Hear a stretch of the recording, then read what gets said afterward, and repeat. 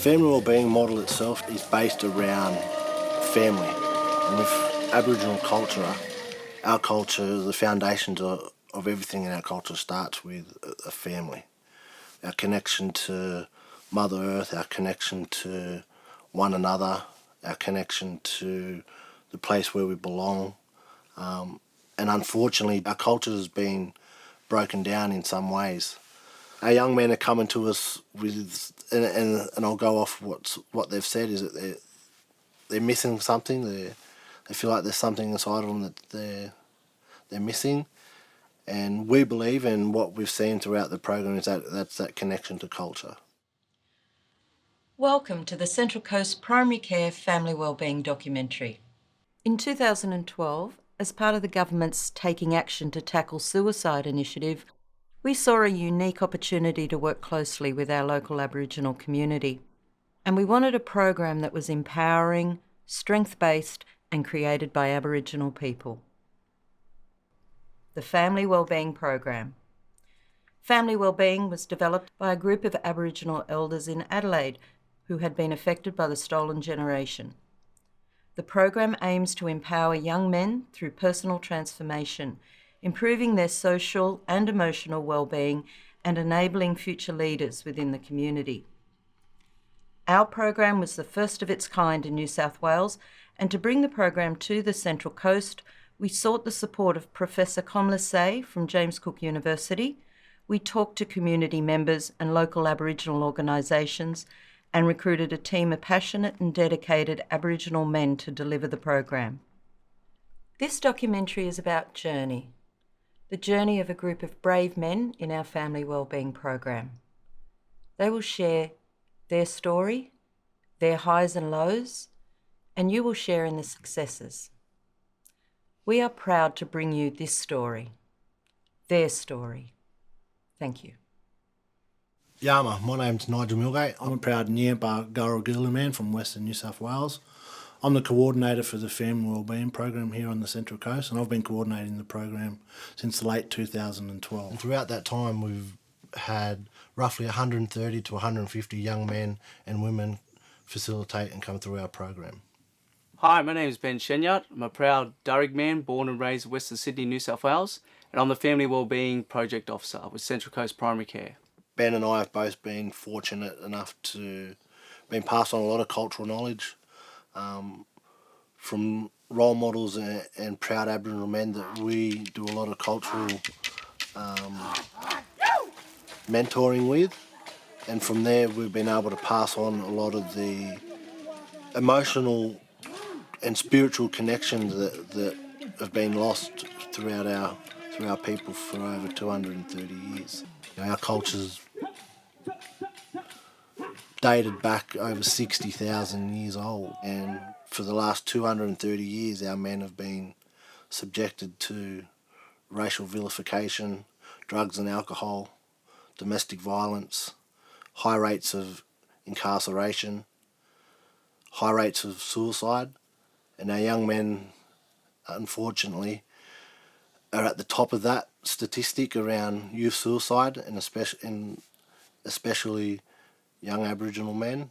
So injecting those cultural values into these young men plays a big role in their well-being. First of all, it started as a community program whereby facilitators are sent to communities to hold community meetings.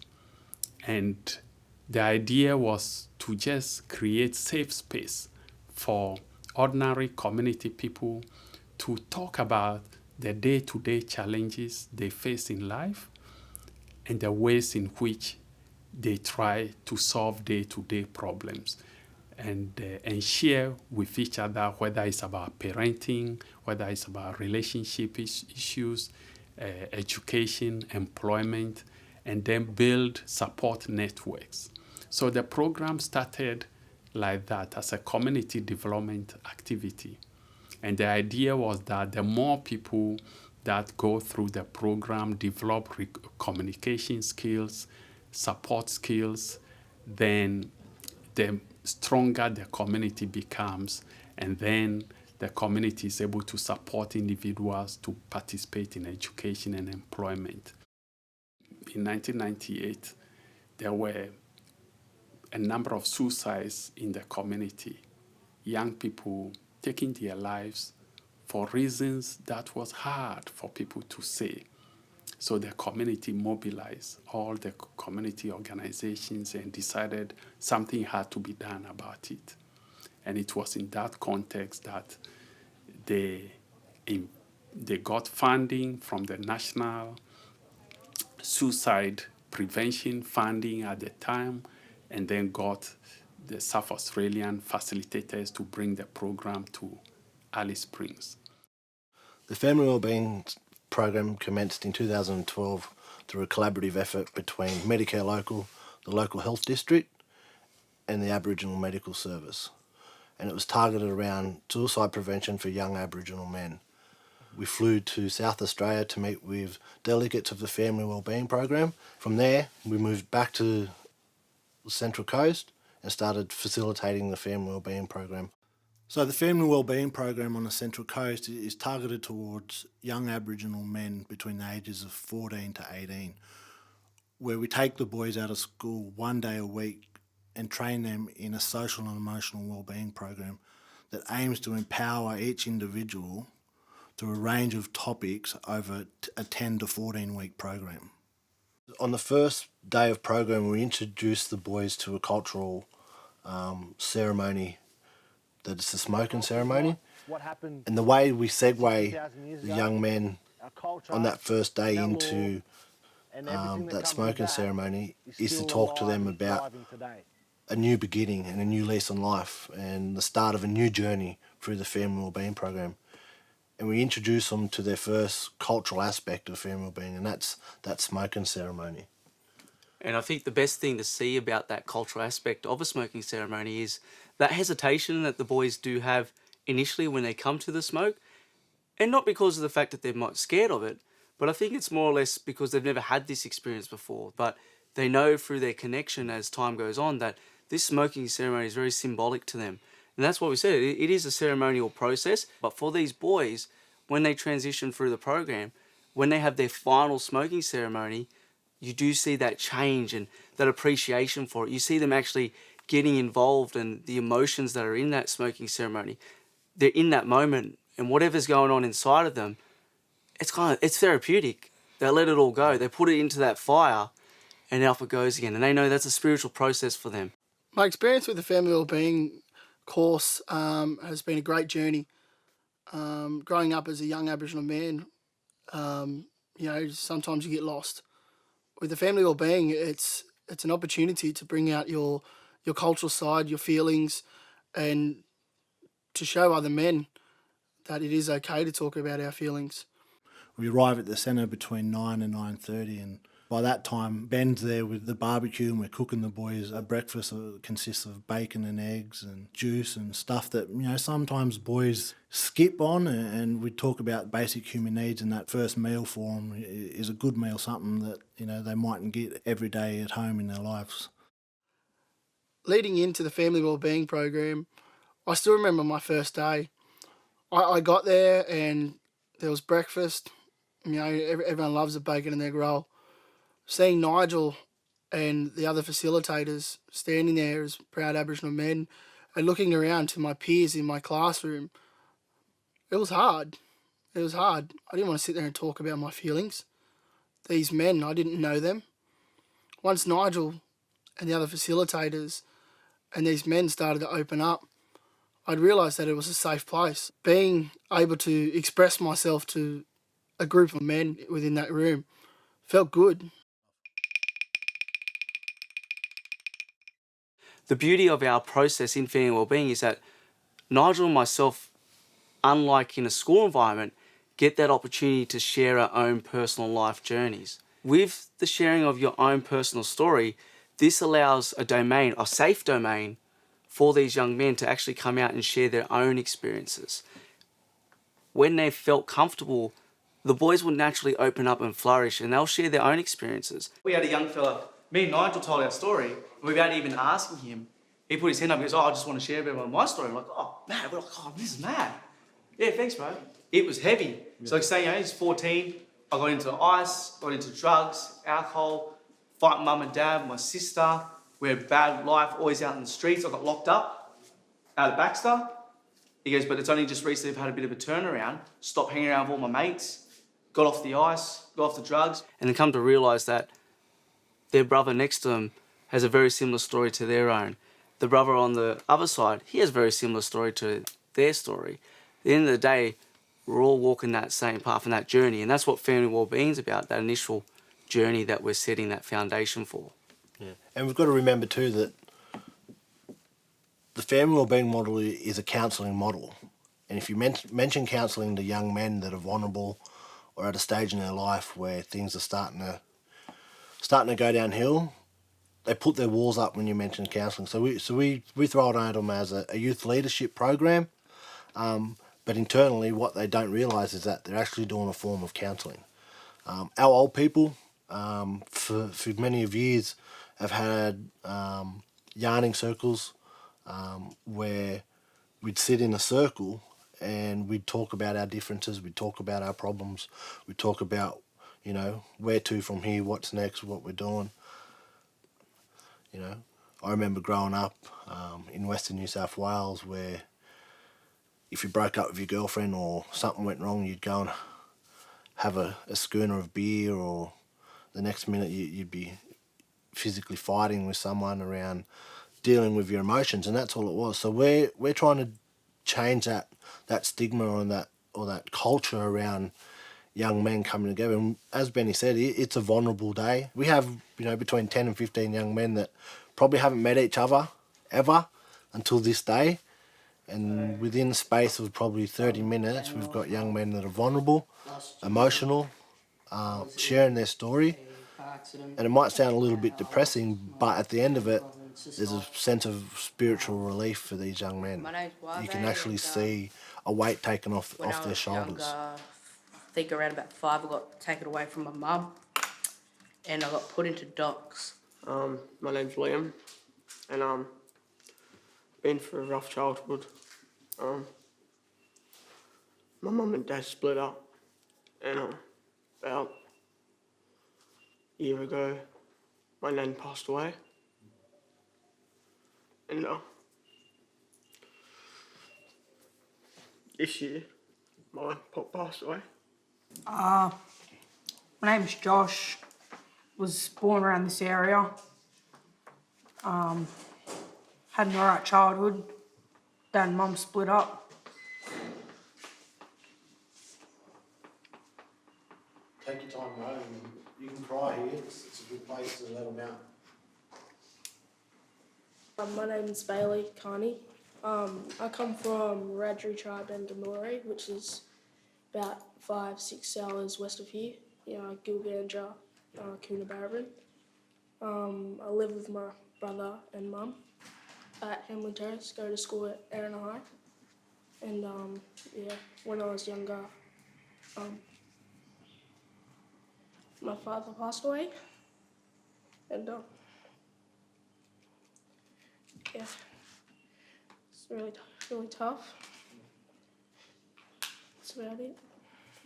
Thanks, bro. Thanks, bro. Yeah, same as him.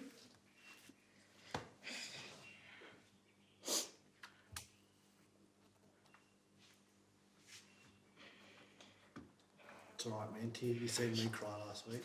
Tears are good.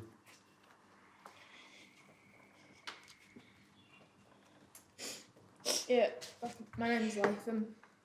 I go to Erina, and when we were 3, my dad passed away. And Mum's just looked after us ever since, and she's been the best. And yeah, we've been life's been heaps good, and love our sport and stuff. And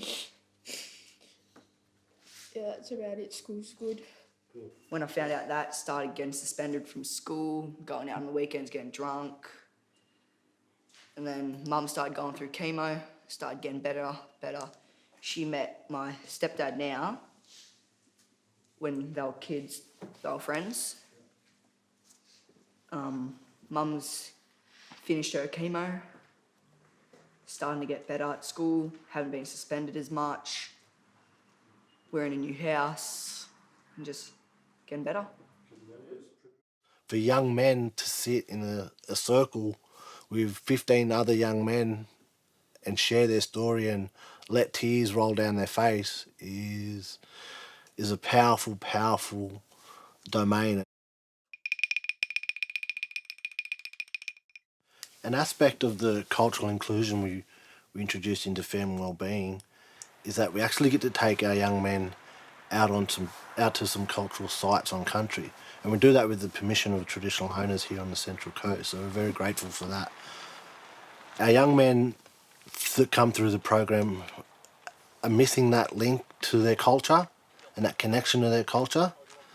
So taking them out onto country and introducing them to our old people's classrooms that are engraved or through stencils in caves gives these young men a visual aspect of what our culture and our learnings and education systems were like prior to colonisation.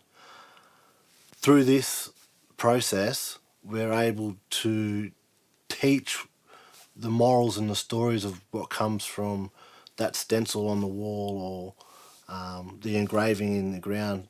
Also look at things around understanding relationships and how the relationships in their lives today can play a role in where they want to go and how they grow as individuals. Through the Family Wellbeing program, the boys actually get to attend community events, and the one that stands out the most to me for our boys was attending the Walk a Mile Koori Style.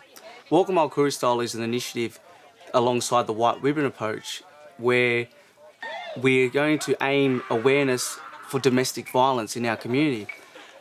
The main aspect of that is showing strong, proud Aboriginal men and women who are coming together to show their support against domestic violence on the Central Coast community. The greatest thing that for myself and Nigel was that we saw our young men in the Family Wellbeing program take part in that, and they marched down the streets of the Central Coast showing their pride and standing for a cause that's very close to heart for a lot of people here on the Central Coast. With that just shows the initiative that young men can take in being valuable leaders to not only their homes, in community, but also to all those other people who are watching on. They're playing that role modelling that people can see and look up to and aspire. And that's what we want from family wellbeing. And Walk a Mile Koori Style was a great example of how that comes to be. And that comes to be something that the boys can be very proud of, and that myself and Nigel, we're very proud to see that initiative. It takes a whole community to raise a child, and children grow up to become adolescents, young people grow up to become adults grow up to become the elders of the community. This is how most communities have functioned historically. Now, family well-being was developed specifically to build a sense of community that can raise a child. And in the first few years of family well-being development in Central Australia, there were family well-being centers, integral parts of communities in Central Australia and in places like Seduna. The idea was to have a place where people have these conversations on ongoing basis and develop support networks so people can take a whole of community perspective to dealing with issues, including raising children. Unfortunately, the nature of funding environment in Australia didn't support this vision. Now, one of the goals of the new National Family Wellbeing Partnership is to bring that vision back to reality. Family well-being goes some ways in bringing organizations, community groups, men's groups, women's groups, schools, services together in any local, regional, local, and community level. One of the most powerful outings that Family Wellbeing has is our visit to the Glen Drug and Alcohol Rehabilitation Centre at Chittaway Bay here on the Central Coast. The greatest thing about the Glen is it provides our young men with an opportunity to witness face-to-face with other men who've experienced extensive abuse when it comes to drug and alcohol issues. So the boys are confronted with one-on-one situations where they're sitting with men who've lived experiences and they're seeing how their life has changed dramatically in a negative way initially, but from that strength, they're having to rehabilitate themselves. And you do see a lot of the boys walk away from that experience kind of really taken back. And even in some instances, I have seen some boys turn around and say, you know what, Ben, I'm not going to smoke anymore, Yandy. After seeing that experience and what happened to that fella, I'm done with that rain. So basically what we hope from the Glen is that we're going to get a bit of empowerment where we see young men taking charge of their drug and alcohol use and finding ways in which they can channel that and see, hey, if I keep going down this path, I'm going to end up in a place like this. And that's somewhere definitely those boys don't want to be.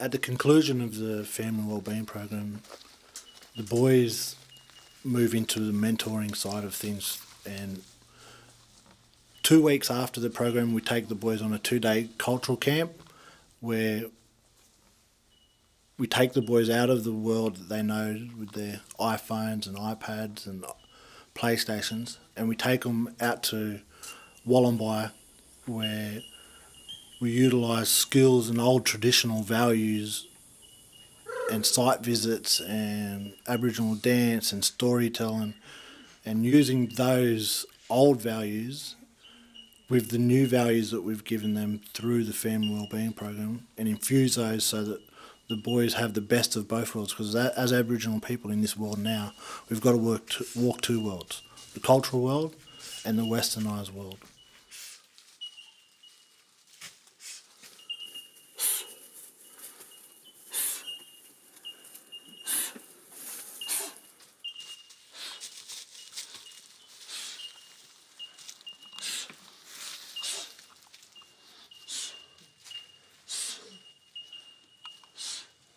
The essence of the family well-being is basically saying that as human beings, we all experience challenges in our lives, particularly in terms of modern living.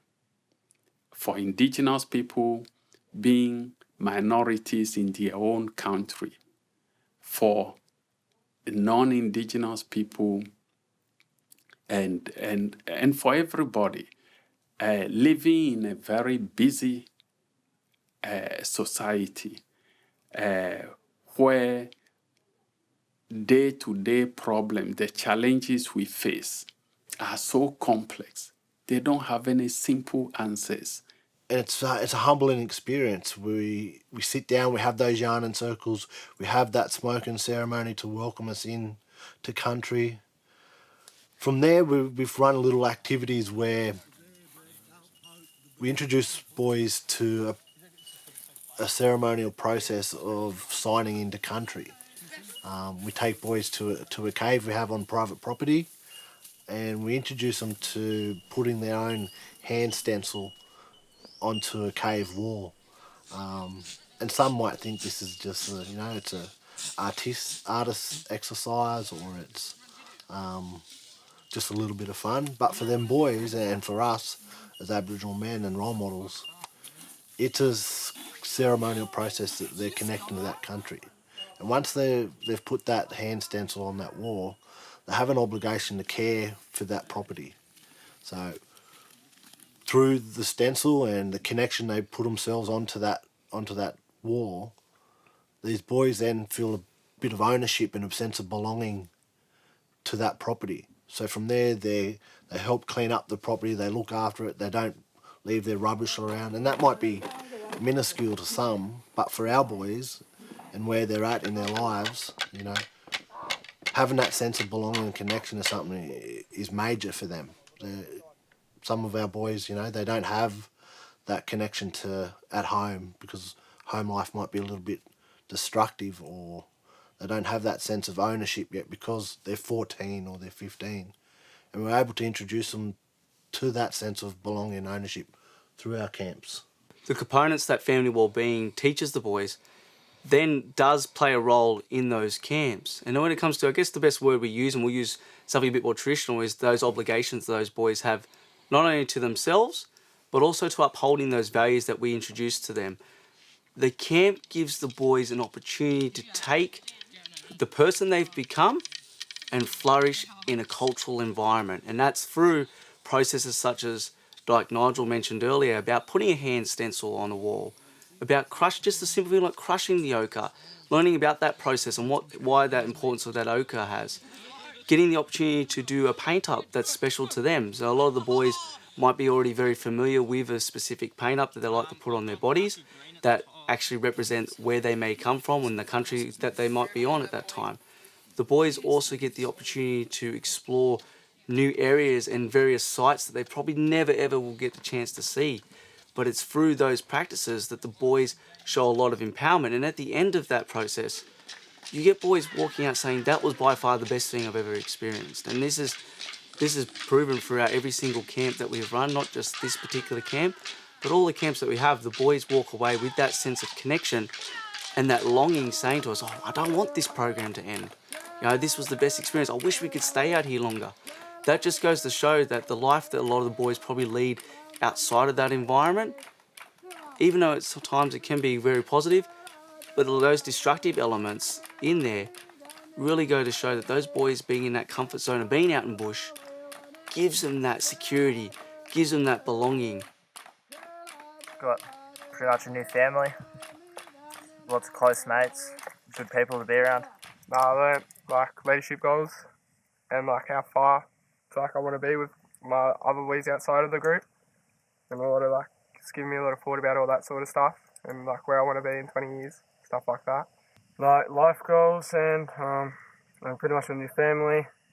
I have like new adolescence skills and new mates and good blokes to be around. Nigel and Ben to talk to whenever we need, and I met new people. It's just been good. If we lose our traditions, then we're going to lose ourselves, basically, and our spirits and that. And we don't really want to do that. We want to pass it on and that and be able to learn and do this stuff. It's important for us to know these skills and to keep our tradition and our culture in our lives, because without it we wouldn't be nothing. We wouldn't be ourselves, and this just wouldn't be us. Like our culture and tradition gives us if you're lost, you don't know what to do, it gives us something like a way of life, something you can live by, something to help you no matter what. So you always have rules and guidelines that can help you.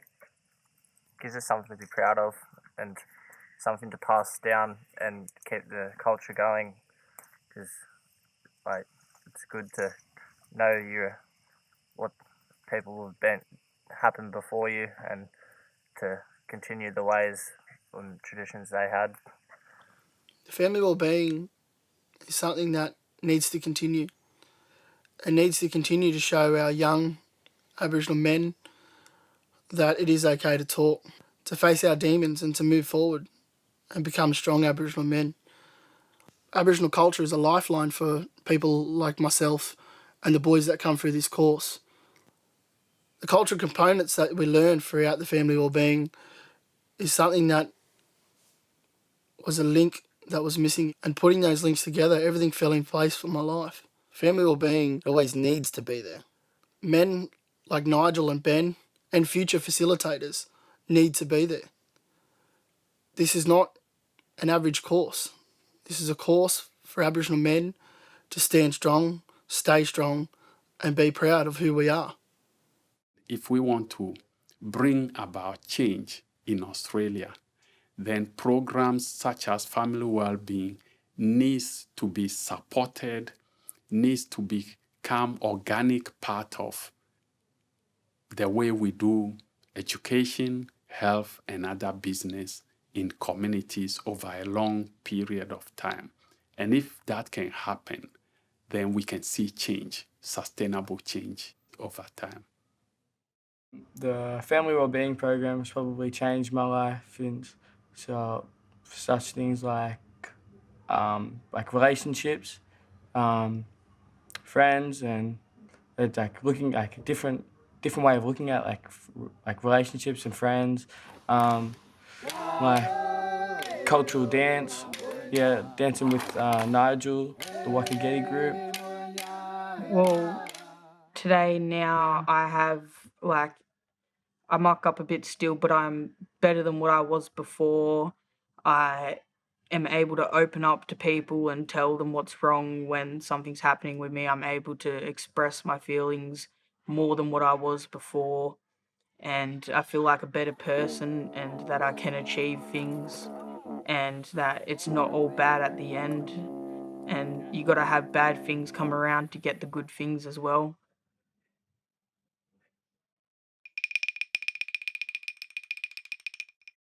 Family Wellbeing loves to celebrate all achievements, not only just through the process itself, but all the achievements that the boys have outside of the program. The biggest milestone that they had was actually completing that program with a success rate of 80% or more in attendance. As a token of the program and something for the boys to reflect on is the boys are given their very own Family Wellbeing shirt. The Family Wellbeing shirt represents a very strong coastal design, which has been made into a format that not only is very appealing marketing-wise, but also gives people an element of what the boys have achieved. We like to think of it as a trophy for their accomplishments, and with that trophy, when times get tough or when they need to reflect on a moment of any issues that do arise and they do need to think back to those lessons, the Family Wellbeing shirt's always going to be there for them to look at and to kind of remind them of that process and that journey that they've gone through. That shirt is a representation of the men that they have become and who they're going to be for the future.